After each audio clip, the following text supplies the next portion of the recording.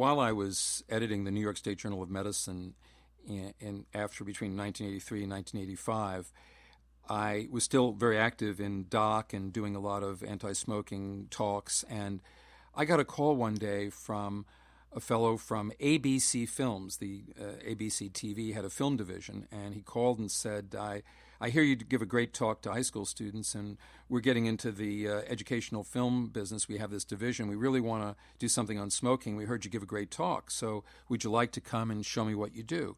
He lived nearby in Port Washington. We were living in Manhasset, and I came by with my slide presentation, and he had a few people in his basement and had a good projector, and I gave the classic doc talk where we talked about cancer's 7 warning signs, which are Philip Morris, R.J. Reynolds, Lorillard, so forth, and all the usual Barfborough and emphysema slims and the parodies and getting the kids to laugh. And at the end of this talk, which I actually thought was pretty good, they were just sort of stunned, and they were just looking at me and said, so this is what you do? I said, yeah. He says, so this is what you do to kids? I said, yeah. I said, so you think that that's what's going to get the kids to stop smoking or not start? I said, well, I think that's the whole point, is laughing at authority. And that's our motto, laughing the pushers out of town, like Mad Magazine did.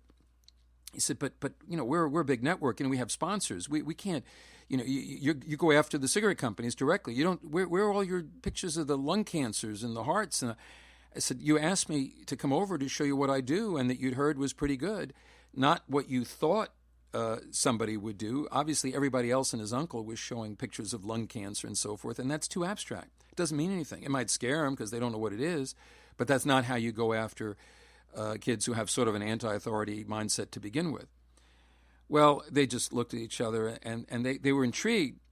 And so he says, so you think you go after the tobacco companies, you make fun of them, and that's what's going to begin to end the cigarette problem? I said, well, I happen to believe that. He says, well, man, he says, you know what you remind me of? I said, what's that? He says, you remind me of the flea with the erection floating down the Hudson River yelling, open the bridge, open the bridge.